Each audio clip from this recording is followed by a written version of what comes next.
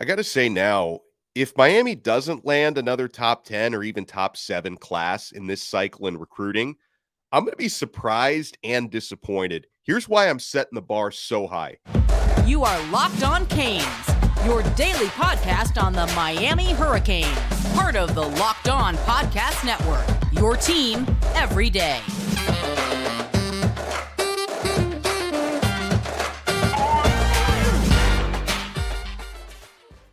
I am Alex Donno, University of Miami alumnus, longtime South Florida sports radio vet, and contributor to allhurricanes.com. And thank you so much to the everydayers for making Locked On Canes your first listen today. We are available free wherever you get your podcasts and available free on YouTube.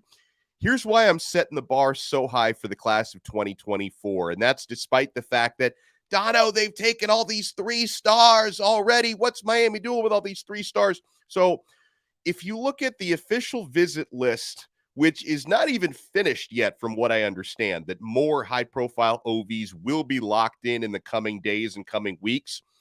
The scheduled OVs that Miami has for the month of June, it's a who's who, and it doesn't even seem real. With all the 5 stars and the high-level 4 stars coming in, now, Miami had a ton of those, obviously, last year, and they ended up landing a good bit of their top targets in an excellent class of 2023. The list of official visitors they have in 2024, I think, even puts last year's cycle to shame. You have to close the deal on these players. I get it. But Miami is getting so many opportunities with these OVs. I would be disappointed and surprised if they don't have another top 10, if not another top 7 class. And so the newest official visitor who's locked in his OV for the weekend of June 9th. June 9th, by the way, is going to be absolutely loaded. We'll talk about all of them in a moment, but Miami is getting an official visit. This was confirmed on Thursday night. 5-star edge rusher Colin Simmons is going to be visiting Miami that weekend. 6'3", 225-pounder. He is the number 4 edge rusher in the entire class, according to 24/7. He's the number 26 overall player in the class. Remember, the top 32 are considered 5 stars because they go by how many first-round draft picks there are in the NFL. So you've got a 5-star, one of the best edge rushers on the planet who's just locked in his visit. This will not be Colin Simmons' first time on campus. So this goes to show you when you have good unofficial visits, that leads to official visits, and that puts you in the conversation. Colin Simmons was in Miami for the spring game. He visited that weekend in mid-April. He was on campus, and he was at the spring game in Fort Lauderdale. So this guy is an absolute stud. And, of course, Miami knows heading into this visit, well, maybe they know things that we don't know, but industry-wise, the Hurricanes are not considered to be right now the favorite for Colin Simmons. The LSU Tigers are. So Miami is trying to pick up ground on LSU, and Texas has been considered to be kind of next in line, jockeying for position with LSU. But to be fair with Colin Simmons, as is the case with many of the top players out there, it's one of the reasons why, and I'm not saying nobody's been locking up 5-star commits, but if you're wondering, why is Miami locked up a bunch of 3 stars and a 4-star? Where are the 5 stars? A lot of the 5 stars tend to wait a little bit longer to make a decision. They may not verbally commit until July or even December for a lot of these players, because remember, early National Signing Day, December 1st, is a pretty big deal. It wouldn't be a very big deal if everybody verbally committed before that date. A lot of players wait till that date. So in the case of Colin Simmons out of Duncanville, Texas, he appears to be opening up his recruitment enough and keeping an open mind, okay? So Miami needs to hit this OV out of the park because, again, they're not favored prior to him stepping on campus.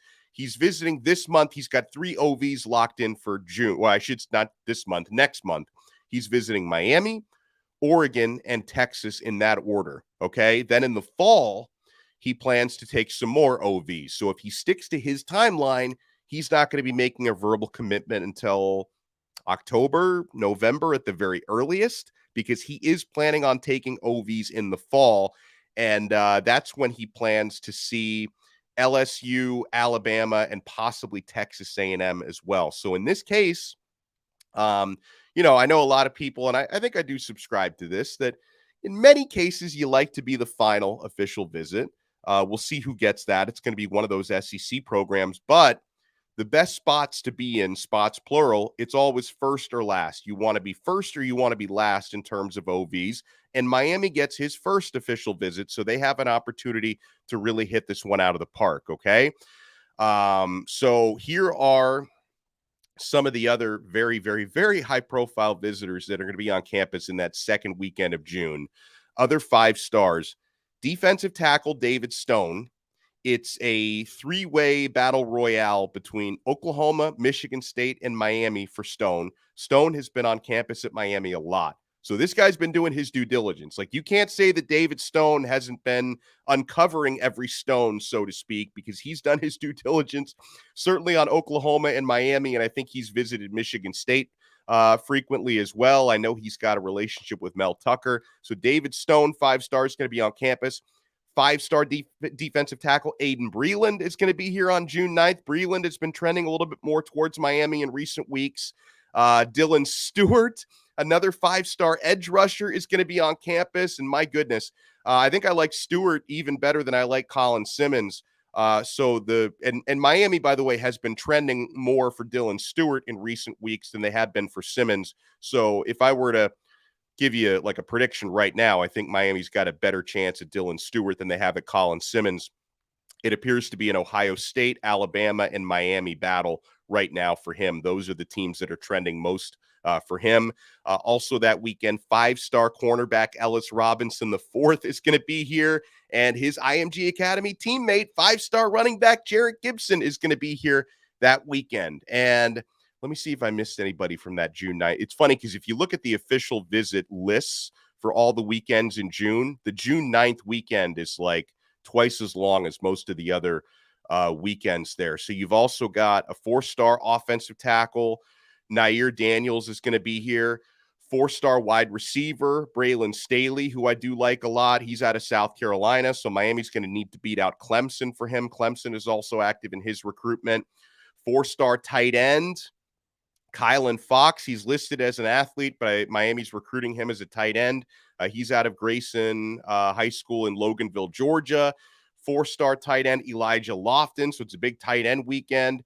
3-star safety Cameron Pruitt, and 3-star offensive tackle Ty Hilton is also visiting on that June 9th weekend. So that is absolutely locked and loaded. And speaking on recruiting, you notice when we talk about just how big some of these OV weekends are for Miami, I keep seeing this, and I feel like I'm living in this bizarro world where these national recruiting publications that are usually really harsh and negative towards Miami, even when you don't have to be, like when you're piling on and being unnecessary, folks, right now, they've got nothing but nice things to say about the work the U is doing in recruiting. So we've got another one. Chad Simmons from On3 is really, really high on what Miami's got cooking for the month of June. I'll explain to you what that is all about. And later on in this episode, I will be answering you guys' questions as well. We're only getting started on this new episode. Keep it locked right here to Locked On Canes.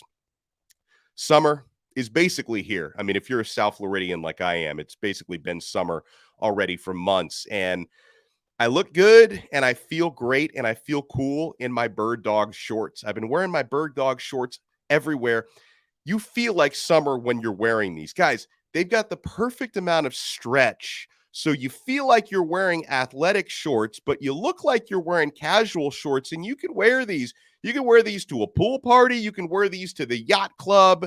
My membership, I think, has not been approved yet to the yacht club, but you could wear them out to the golf course. You can wear them out, doing some leisurely summer activities and hanging out at home. I'm telling you guys, these Bird Dog shorts, they look great and they feel great and they feel like summer, perfect amount of stretch, and they let your legs breathe. So find out what I'm talking about, folks. Check them out at birddogs.com/lockedoncollege. And when you enter our promo code LOCKEDONCollege, they'll throw in a free custom Bird Dogs Yeti style tumbler. This is the only way now that I drink water as well. They give me the freedom. These Bird Dog shorts, the tumbler is great as well, but the shorts give me the freedom to wear one pair of shorts to everything I do. A meeting, a date, and yeah, the dates are usually with my wife, hanging out with friends, going out to the golf course. Check them out, birddogs.com/lockedoncollege. Use our promo code Locked On College, and they'll throw in a free custom Bird Dogs Yeti-style tumbler. So make sure you check them out. Hey, thank you so much for making Locked On Canes your first listen today. We are available free wherever you get your podcasts and available free on YouTube. And if you want to take your everydayer experience to the next level, folks, make sure you join our exclusive SMS texting community through Subtext. I do one-on-ones with you guys there. Sometimes the questions you ask us on Subtext get answered on shows. I give you guys recruiting scoops and updates, Miami opinions. I'm including the link in the show description below to join our exclusive Subtext community. Just click that link, follow the steps, completely free for the first 14 days. And then if you want to opt in at the end of those 2 weeks, it's $4.99 a month. We give you a lot of extra added value on there. Okay, so On Three's Chad Simmons has encouraging updates for Miami on some of the top 2024 recruiting prospects. 5-star EDGE Dylan Stewart, who we just talked about. Let's hear the buzz from Simmons. Stewart has locked in an OV to Miami. He quietly visited Coral Gables twice this spring. Ooh, you know what? I forgot he was here a second time. He's going to return June 9th to 11th. The Hurricanes have been trending up and look to be in good position heading into the OVs.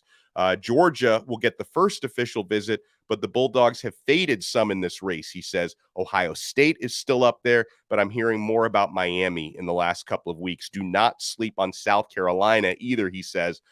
He has visited Columbia more than any other college campus, as Dylan Stewart. Miami has some momentum as we close out the month of May. Tennessee will host Stewart for the first time this weekend on an unofficial visit. So that'll be last weekend of May. And this is one, you know, I know that for Chad Simmons, Miami has been getting a lot of buzz ever since he had a great unofficial visit a few weeks ago. 5-star wide receiver Ryan Wingo.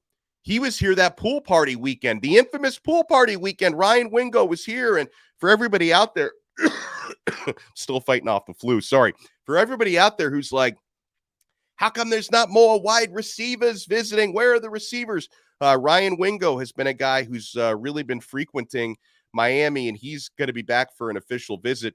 Here's the buzz from Chad Simmons. Miami got Ryan Wingo back on campus earlier this month for his second visit. His father was with him for the first one. This visit put the Hurricanes right in his race. Miami has quickly asserted itself into Wingo's top group of schools. He likes Kevin Beard, and I expect Miami to receive official visits. Now, he also gave an update on 4-star tight end Caleb Odom, who is a show favorite. You know, thankfully, just in case, Miami is recruiting a number of other 4-star and higher-end 3-star tight ends, just in case this one doesn't go Miami's way. But he basically confirmed something I was talking about in the subtext group within the last couple of days, that it looks like Miami and Ole Miss are probably the co-favorites right now for Caleb Odom. Now, I did notice that an Ole Miss 24/7 sports writer within the last couple of days did put in a crystal ball predicting Odom to Ole Miss, but I've also heard that, like, you know, maybe a little bit premature. He might just be kind of wanting to put that out there just in case he's right. But based on what Simmons said, it probably is fair to say that Ole Miss is the favorite. And one of the reasons why the Rebels appear to be favored over Miami, at least slightly for Caleb Odom right now, is apparently Lane Kiffin is willing to let him play wide receiver, which is probably what he wants, or if that is what he wants, that gives them an edge, where Miami and pretty much everyone else that's recruiting Odom are recruiting him to play tight end. And the reason for that is they're expecting his frame to fill out to around 240, 245. So at 6'5", 6'6", he'll probably be 6'6" by the time he gets to school. 240, 245. They see him, Miami does, as a pass-catching tight end. He does primarily line up wide in high school, so maybe he likes the idea of playing wide receiver. But I don't know, man. The fact that Ole Miss is the only school that apparently is willing to let him have that, it kind of makes me wonder if they're just telling him whatever he wants to hear just to kind of get him in. So I don't know, man. We always say honesty is the best policy. So if, you know, Cristobal and, you know, Miami's offensive coaches, you know, they just see him playing tight end, it is what it is. If he doesn't want to come, he doesn't want to come. But I hope he does, because I'm a huge fan of Odom, and he's a really, really nice dude. I had a chance to meet him when he was on campus during spring ball a couple of months back. So hopefully things end up working out in that direction. All right, so let me look at a couple of those other official visit weekends because we talked about June 9th, which is the absolute most loaded. June 2nd, I'm not going to spit on that one, okay? Because there's going to be a handful of awesome players visiting the first weekend of June, including high-level four-star. I think that this dude's a five-star in some publications, but Kamarian Franklin, 6'5", 265-pound defensive lineman out of Mississippi. Franklin's going to be on campus that weekend. Four-star wide receiver Draylon Miller out of Texas. He's going to be here that weekend. Tank Hawkins, Jerrick Hawkins from IMG Academy, four-star wide receiver. He'll be here the first weekend of June. A four-star linebacker that Miami really likes. Derek Nicholson is all over this one. The Miami linebackers coach, James Nesta, is going to be on campus that first weekend of June. And another linebacker that Miami really likes. So, I don't know, maybe they can get positive buzz on both of these guys. Keyshawn Flowers, high-level three-star linebacker out of Maryland, is going to be here that first weekend of June. So not nearly as loaded as the second weekend of June. But, I was reading and talking with our pal Brian Smith, who's the recruiting expert on the Locked On Network, and he joins us frequently on this show.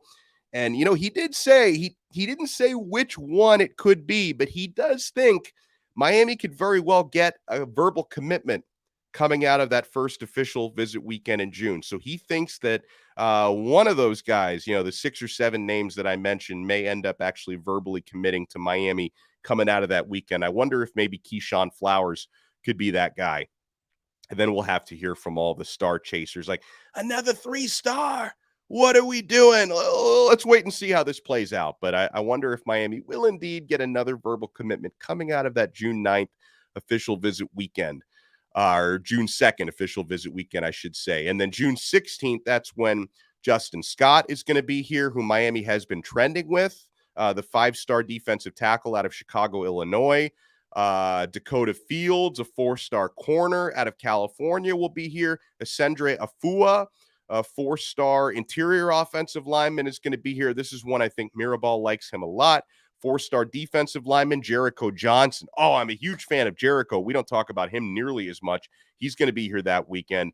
And then Derek Plaz, the 3-star offensive tackle out of Jacksonville, Florida, who I think there's a lot of mutual interest there between Miami and with Plaz. He's going to be visiting on the June 16th weekend. So in upcoming episodes, we'll talk more about the other weekends in June, because the June 23rd weekend is actually going to be mostly, with some exceptions, mostly going to be guys who are already verbally committed to Miami, who, of course, they still have their OVs to take, and some of them are only taking the Miami OV. Others are going to be taking multiple OVs, but they'll pretty much be all together. That June 23rd weekend is when a lot of the current verbal commits are going to be coming in. I want to answer some of you guys' questions when we come back here on Locked On Canes. We got a question about how much of an impact Miami's new coordinators can make in recruiting. I want to touch on that. And a question on how Miami vets transfers medically, right? Because obviously, you have to clear the standards of the coaches. You have to clear the academic standards. But, when you pick up guys that are coming off of injuries, what are those standards like? We'll talk about that and more when we come back. Keep it locked right here to Locked On Canes. Thank you so much for making Locked On Canes your first listen today. And for the everydayers, we're going to have a huge week coming up here on Locked On Canes because we inch closer to that June 2nd official visit weekend. We're going to be talking with Brian Smith. We'll be talking with Larry Bluestein. We'll be talking with Chalupa Batman this weekend. So you want to keep it locked all throughout the weekend right here on Locked On Canes. Let's get this question from Big Canes fan, our guy who's a member of our subtext group. By the way, if you want to join our exclusive subtext community, I have included a link in the show description below. Be like our guy, Big Canes fan. He says, how big is the factor of new coordinators in regards to recruiting? Do you feel like they are better? I'm pretty sure they're going to be better for players' stats and the overall performances on both sides of the football. Yeah, I mean, listen, as far as the new coordinators on recruiting, we're already seeing some of that even before a single game gets played. It's a huge factor, okay? It's a huge factor because prospective players, prospective commits, they not only need to feel comfortable with the campus, the city, the head coach, they need to feel like the playbook is going to suit them, and that the playbook is going to give them an opportunity to thrive, and the scheme is going to give them a chance to get noticed by NFL scouts. So they have to feel like the scheme is going to suit them. And, in the case of the offense, especially, these guys want to know, like, they can have fun, playing wherever they're going to play. And obviously putting up numbers, scoring points, winning games is fun. But we'll start with the offensive side of the football. It's a huge factor because just the idea of an air raid offense, right? And it's not going to be a pure air raid. They're going to use passing principles from the air raid, but Miami wants to have a power running game, right? You still have a head coach who's a maniac about that. And I love how much Mario emphasizes the line of scrimmage play, and hopefully the running backs can eat as well. But like the idea of the air raid, it's exciting for skill position players. So with Shannon Dawson now being at Miami, and he's got a good reputation coming out of Houston, it can really help when it comes to recruiting wide receivers, especially quarterbacks, especially because he's a quarterbacks coach, and running backs.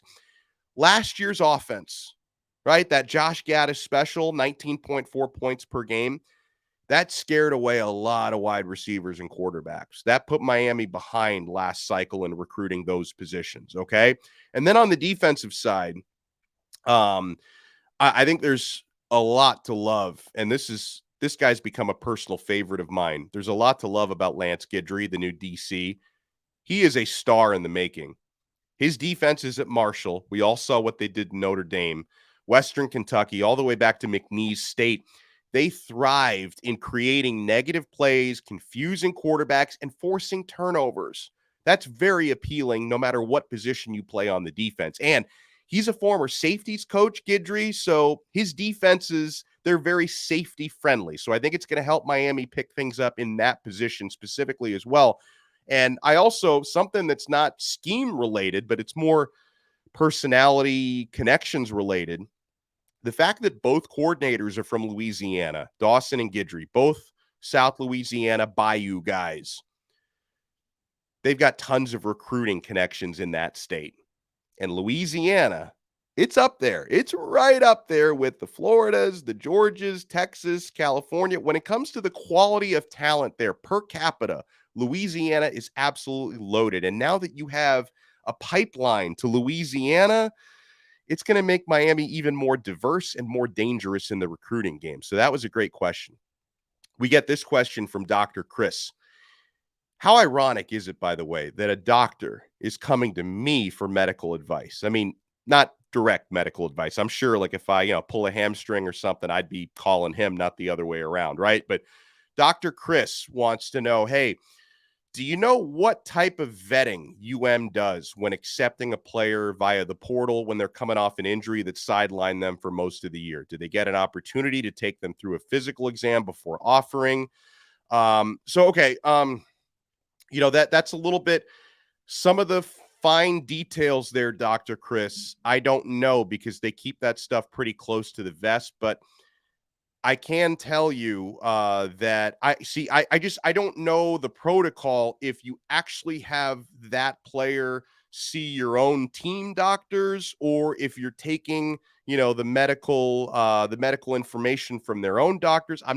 I would assume that they have to get cleared by your own doctors if it's a player coming off of an injury, but I know that there is some kind of a protocol like that in place because I don't necessarily want to name the name here because, medical information and all that. But I was informed during this transfer portal cycle that one of the players that Miami did take in the portal, they made darn sure he was medically cleared before they allowed that player to commit here. So they dotted their I's and crossed their T's there. So they do as much as they can. That's something, Dr. Chris, you definitely make me want to do a little bit more digging on that to see if I can get anybody to give me a straight answer on how, I know that Miami wouldn't take anybody in the portal if they weren't comfortable with their health coming off of an injury last year. The exact protocol, I'm not sure of, but I know that there is a protocol because I think that protocol was used in this cycle, that there was a player that they took, that they made sure he was medically cleared and that they felt comfortable with his injury situation before they took him on. So that was a great question. Thank you so much for it. We got another question that actually inspired a future episode. I'm like, why limit myself to a few minutes on this? So one of our listeners, David misses the stock reports that we do during the season coming out of games. Who are we buying? Who are we selling? Whose stock is up? Whose stock is down? So we're going to give you guys on our next episode of Locked On Canes a stock report coming out of the offseason on every position group. That's going to be a lot of fun. So for the everydayers, that's going to be the next thing you see and hear on Locked On Canes. If you watch the video version, be sure to hit the thumbs up and like this video on YouTube. Subscribe to our channel. If you listen to the audio version on Apple Podcasts, Spotify, Odyssey, Google, wherever you get your pods, make sure you subscribe and leave us a 5-star review if you have a couple minutes to do so. And we will talk to you guys again next time on another episode of Locked On Canes, part of the awesome Locked On Podcast Network, your team every day.